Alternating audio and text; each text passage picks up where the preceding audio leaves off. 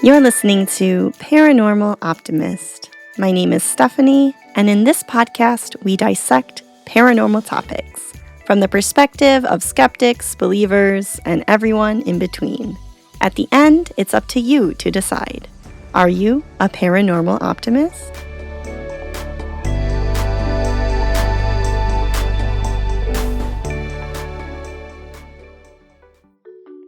Welcome to another episode of Paranormal Optimist. Just a quick note before we get too far, this is the second episode in our Mothman series. So if you haven't listened to part 1, the episode that came out last week, you may want to go back and listen to that one first. I talk a lot about the history and the background of the Mothman legend, and I don't really plan on rehashing any of that in this episode. But also, I really try not to tell people how to live their lives, so if being chaotic makes you happy, then welcome to part 2. Before we dive into today's episode, though, remember that you can find all the things you need to know and probably already know about the show at this point by checking out the episode description. If you're enjoying the show so far, feel free to share it on social media and tell all the weirdos in your life to give it a chance. If you have a story to share, an episode suggestion, or would like to be a guest on the show, send me an email at paranormaloptimist@gmail.com. And this is turning into a multi-part series about Mothman, so if you're someone out there who has some type of connection to this case, whether you live in Point Pleasant, whether you live in West Virginia, or whether you're just really knowledgeable about this case, send me an email. I would love to talk to you. Last time on Paranormal Optimist.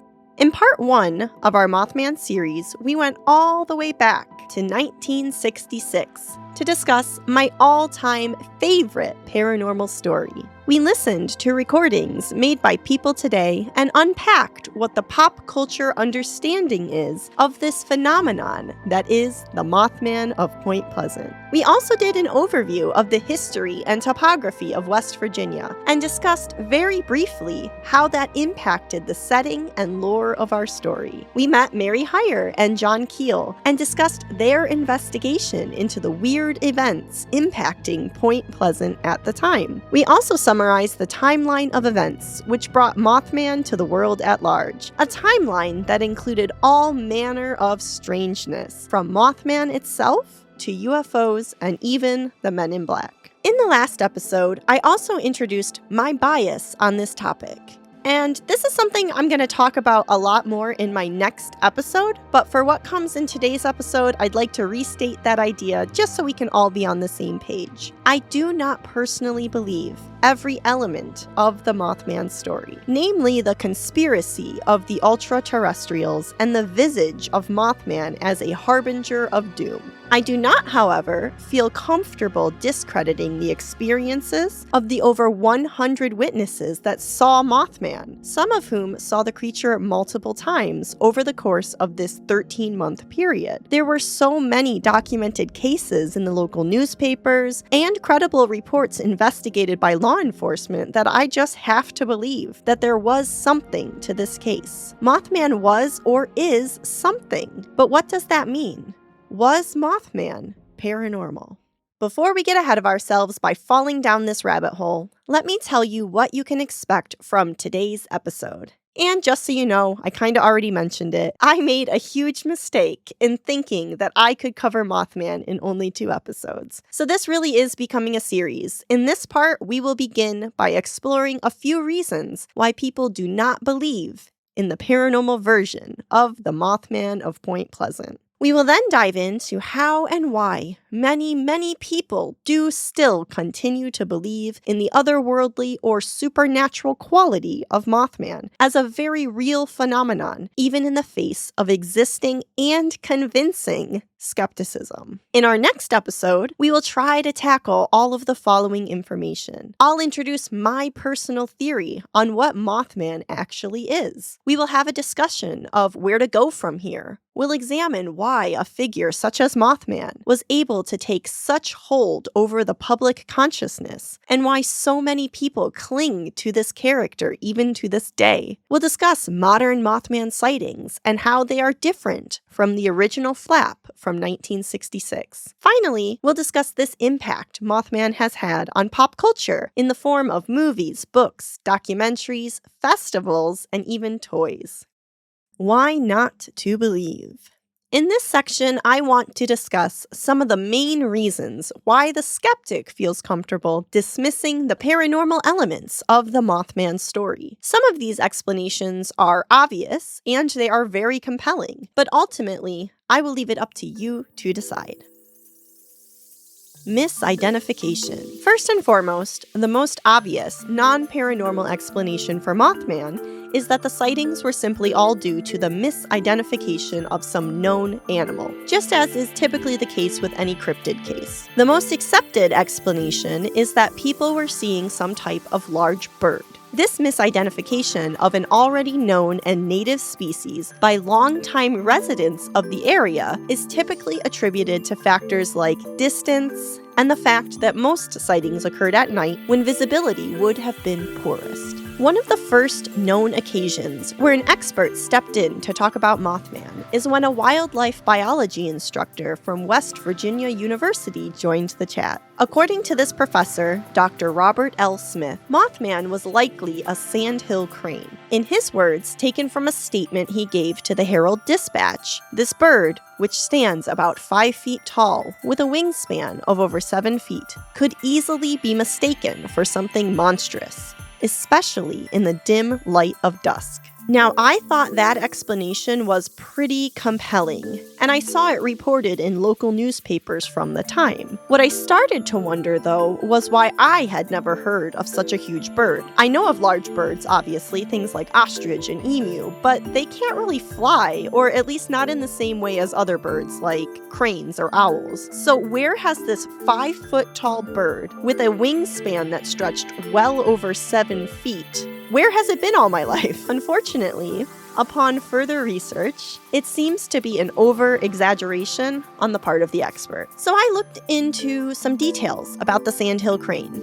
A sandhill crane typically reaches a length or height of 120 centimeters, or around 3 feet 11 inches. Its wingspan is roughly 200 centimeters, or 6.5 feet. So the wingspan is really up there. It's huge, but 3 foot 11 inches for height, that's way shorter than the height the professor quotes of 5 feet. And most Mothman witnesses say the height was 6 to 7 feet, not 3 to 4 feet. Another animal brought up as a contender for Mothman misidentification is the barred owl. The main reason for this suggestion being the fact that these animals are nocturnal and have eyes that produce that telltale red glow when reflecting light sources, such as flashlights or car headlights. The eye shine here, I think, is probably the most notable element which could contribute to the Mothman misidentification. Because otherwise, I think when you see photos of a barred owl, or perhaps if you're already familiar with them, what they look like, the comparisons really do fall apart quickly. A barred owl is basically what you would imagine when you think of any typical owl. At least that's what I think when I look at them. They are large for a bird, for sure, but at a height maxing out at 50 centimeters, we're talking about an animal that's between 1 and 2 feet tall. The longest typical wingspan for this breed of owl is around 3.5 feet. So in order for this animal to really be a contender for Mothman, you would have to rely quite heavily on people massively misjudging the size of the creature they are seeing, possibly due to being so thrown off by the glowing red eyes, which I think is actually quite a fair point. There actually are quite a few other birds which have been suggested, but by and large, they are just other species of cranes and owls.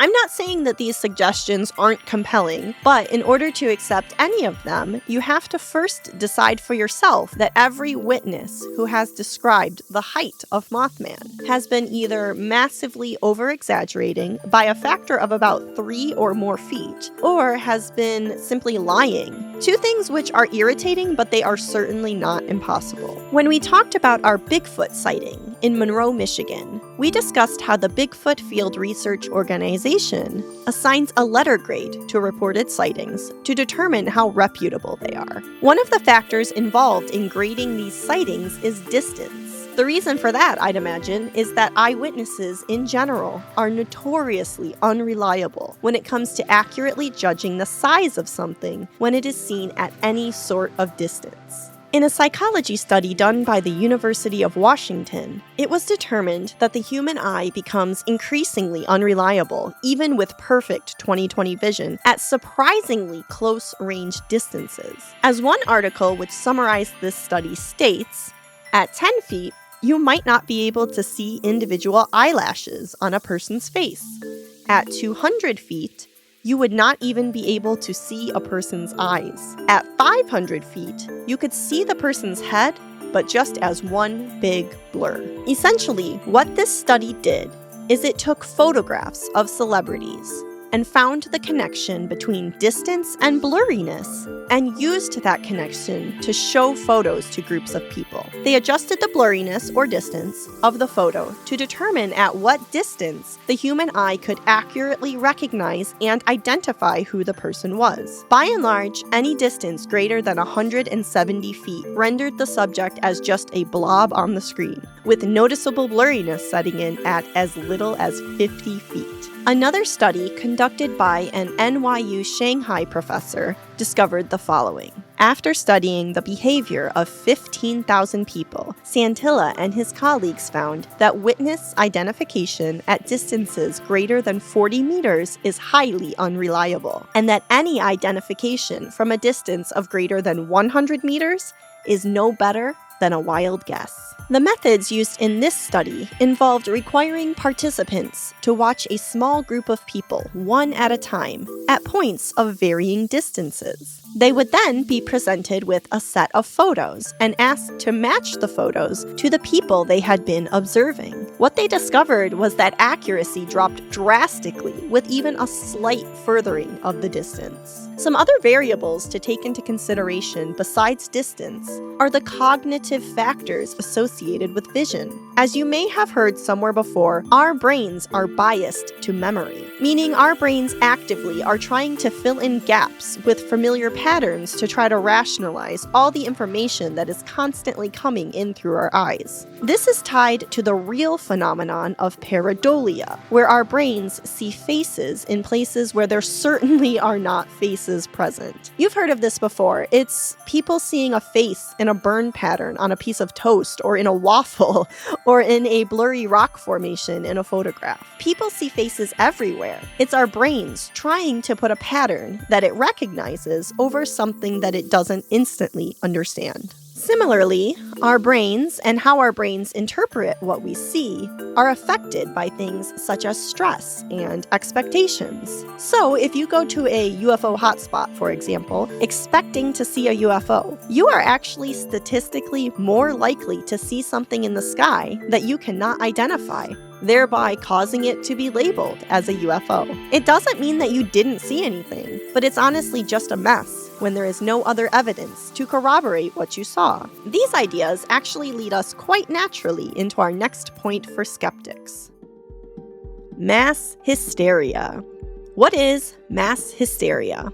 Mass hysteria, also known as mass psychogenic illness, is an outbreak of uncharacteristic behaviors, thoughts, feelings, and even health issues shared by a group of people. In true cases of mass hysteria, the people affected believe what they are seeing or feeling. As in, if you tell them it's hysteria, they will not agree. It is real to them. And they do not seem to have any underlying health conditions which can explain the sudden onset of their symptoms. Another way to describe mass hysteria is as a type of conversion disorder, a mental health condition involving physical symptoms with ties to emotional and mental tension or stress. It seems that there are two main types recognized by experts. Mass anxiety.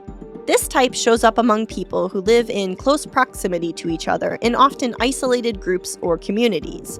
It involves sudden tension and anxiety which spreads, but does resolve fairly quickly.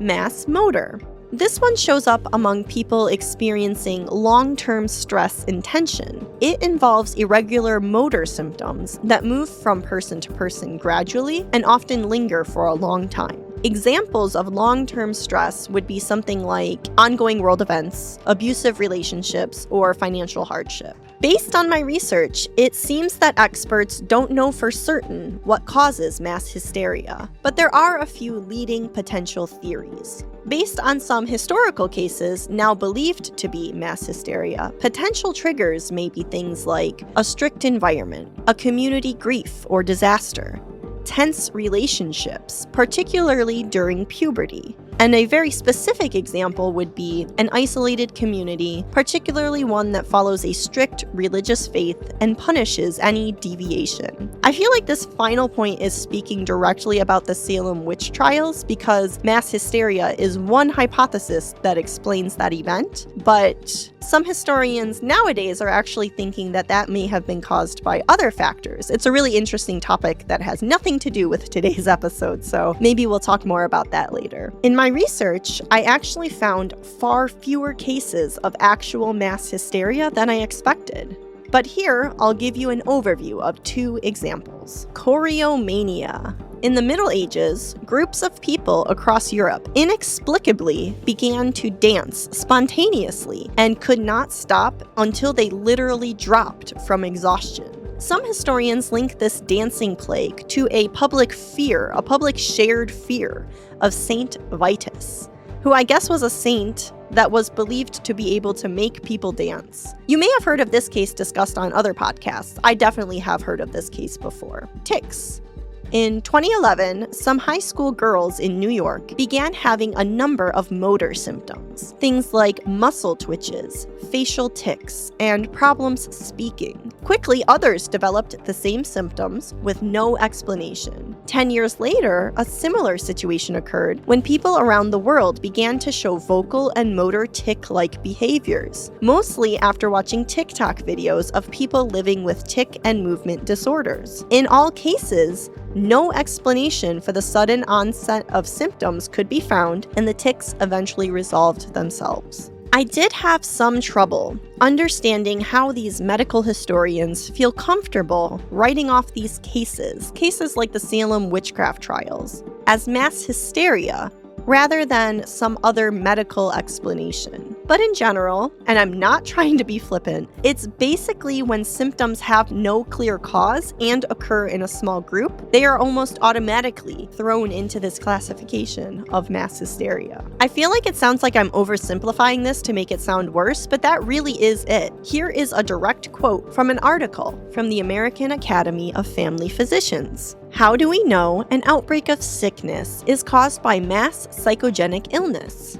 We might think a group sickness is caused by mass psychogenic illness if physical exams and tests are normal. Doctors can't find anything wrong with the group's classroom or office, like some kind of poison in the air. Many people get sick. So raise your hand if you've ever had a physical ailment and the doctor has been unable to determine the cause. Congratulations, you're hysterical. But why do people believe Mothman is an example of mass hysteria? There are actually a number of compelling factors which could explain how mass hysteria actually may have been a factor in the 13-month period of Mothman sightings. Of course, to accept these theories, you have to accept that mass hysteria is a real phenomenon that does happen. Stress. The period of the 1960s and 1970s was colored by intense levels of public shared stress due to events such as the Cold War. Sensationalism. Another explanation is that when the first sighting was reported, it started off this snowball effect of media frenzy. This created a situation in which Mothman was constantly shoved in the faces of the townspeople, thereby creating the situation in which people legitimately started expecting to see Mothman. Some people believe that after the initial sighting, witnesses simply saw what they wanted or expected to see and misidentified things like cranes or owls as the Mothman they read about in the news. Tragedy.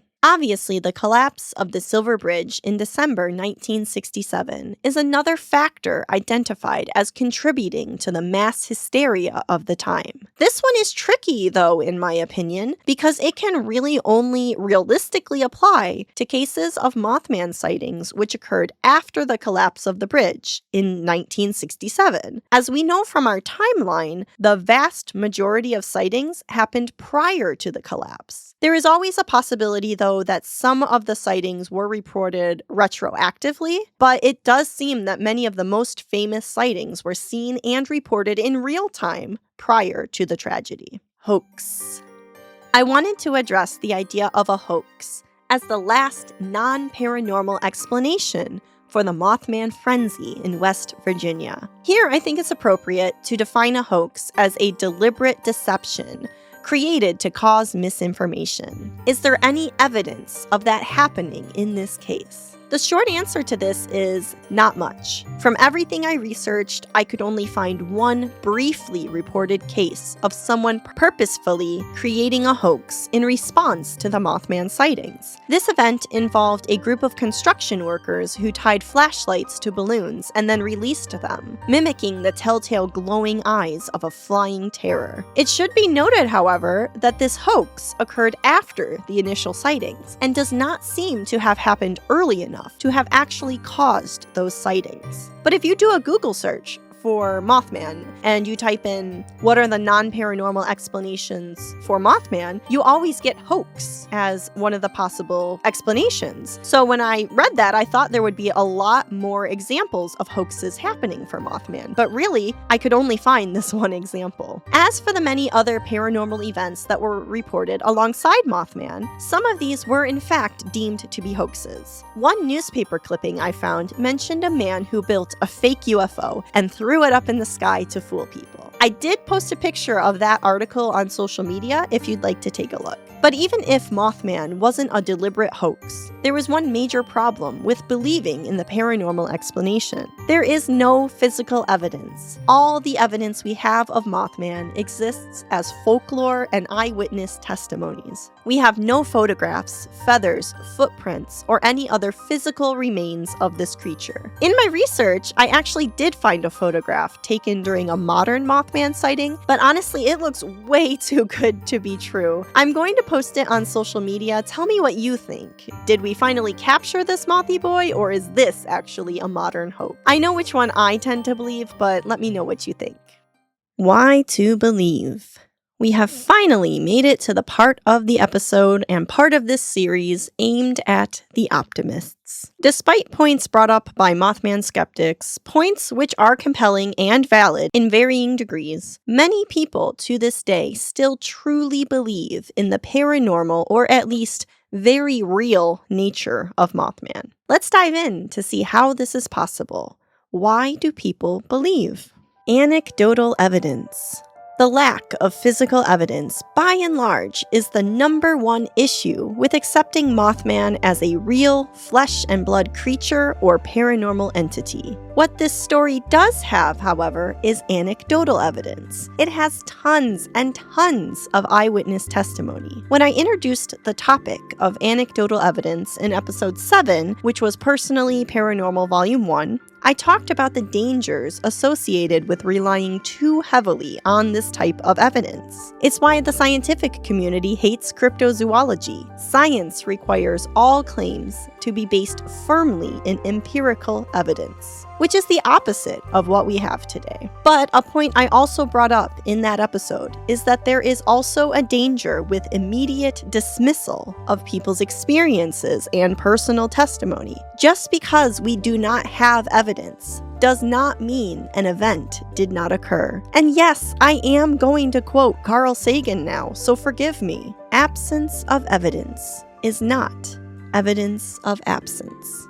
Yes, I know, Carl Sagan was a calm and logical and beautiful man and never would have applied this quote to the argument that Mothman was a real paranormal phenomenon. But what I'm getting at here is that there is this trap, this logical fallacy that many intellectuals find themselves falling into, even with the best intentions. The idea that the investigation can stop before it begins, because we decide the outcome based on something we don't have, which is physical evidence. The fact is, you cannot prove that Mothman doesn't exist. You can't prove that any paranormal phenomenon doesn't exist. That doesn't mean that every fringe idea is automatically real. You can still prove something is a hoax. You can still come up with counter explanations that get us closer and closer to the truth. But what we can't do is stop before we start and before we learn all there is to learn from the non-physical evidence. I mean, think about the criminal justice system. I'm kind of on a kick right now where I've been watching old episodes of Forensic Files for some reason. Think about if a crime was committed against you and all we have is your word. Do you believe even then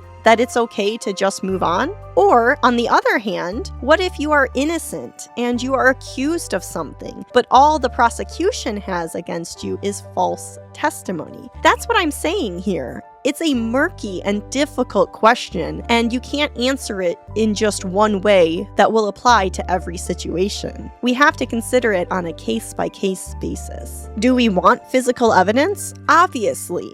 But, as is the case with many cryptids, if you want to include Mothman in this category, the fact is that their existence often stems from oral traditions and folklore rather than fossils, specimens, or other forms of physical evidence. The lack of this evidence does make it harder to believe, but does it make it impossible? Depending on where you look, Wikipedia, newspaper reports, or the various books and blogs dedicated to the history of this phenomenon, the actual reported number of Mothman sightings varies. The number I saw most often was somewhere around 100 or more, and then the second most common number I saw was just the word dozens. So that's a big discrepancy, and it's a bit of a hard comparison because dozens is so ambiguous. Dozens and 100 could actually mean the same thing. Was it 2 dozen or 3 dozen? Was it more? For the sake of argument, I guess we can meet halfway and maybe say that in general, 50 to 100 sightings seems consistent with the reports and documentation from this time. And these are mostly referring to sightings that were reported in that 13-month period between the first sighting reported to the police and the collapse of the Silver Bridge in December 1967. The fact is, though, that there were a handful of sightings from both before and after this established timeline that sometimes go unmentioned in a typical search. One man, Lawrence Gray, reported to have seen Mothman as early as August 1966, around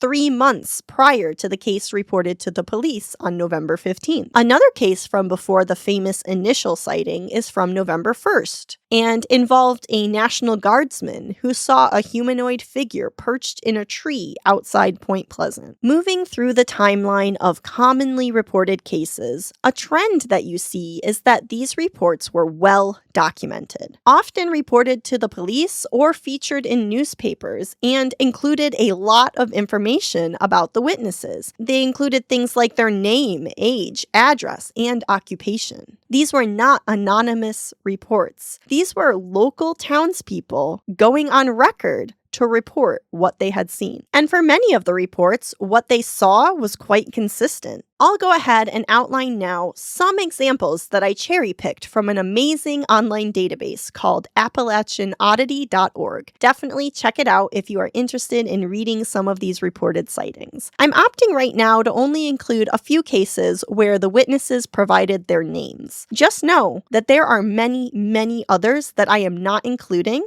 because there's honestly just way too many of them. I had to draw the line somewhere. November 12th, 1966. Kenneth Duncan reported a man-like figure that flew low over him and his colleagues while they were digging graves in a cemetery in Clendenin, West Virginia. November 15th, Roger and Linda Scarberry and Steve and Mary Mallet reported a 6 to 7 foot gray man-like figure with large folded wings and glowing red eyes that followed their car. This sighting is widely regarded as the event that launched the modern Mothman case. This is the same sighting that Mary Hyre wrote about in her first article, which was the first time Mothman appeared in newspapers. November 16th. Witnesses Marcella Bennett Raymond Walmsley, Kathy Walmsley, and some children saw a creature described to have men's legs covered in gray feathers. It had wings folded in towards its body and a head that was sunken into its shoulders. It was 6 feet tall. November 18th, volunteer firemen Benjamin Enochs and Paul Yoder reported a huge bird-like creature with red eyes near the TNT area. Local newspapers ran stories and searches were organized to look for the creature. November 20th, Brenda Jones described a large, gray, red-eyed bird or man-sized bird creature standing outside a rock quarry in Campbell's Creek, West Virginia. November 21st, Richard West called police to report a 6-foot-tall man with red eyes and wings spanning 6 to 8 feet standing on a roof near his home in Charleston, West Virginia. He also stated that he saw the creature take flight and it went straight up like a helicopter, meaning it did not flap its wings. November 27th,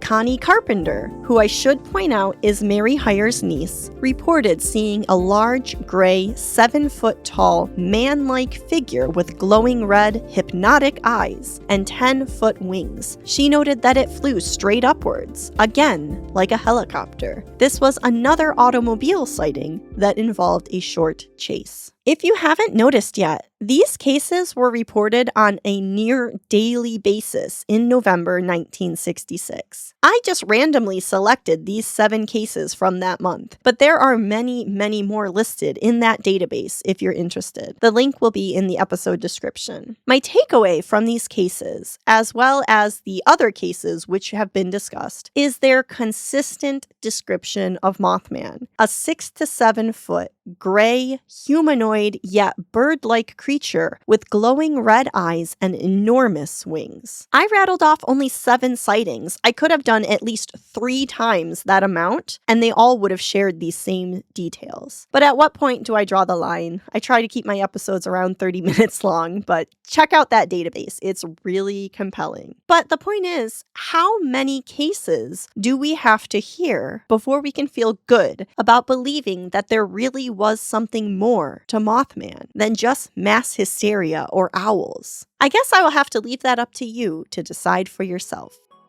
Before we wrap up, let me remind you where we've been today and let you know where we're headed next time.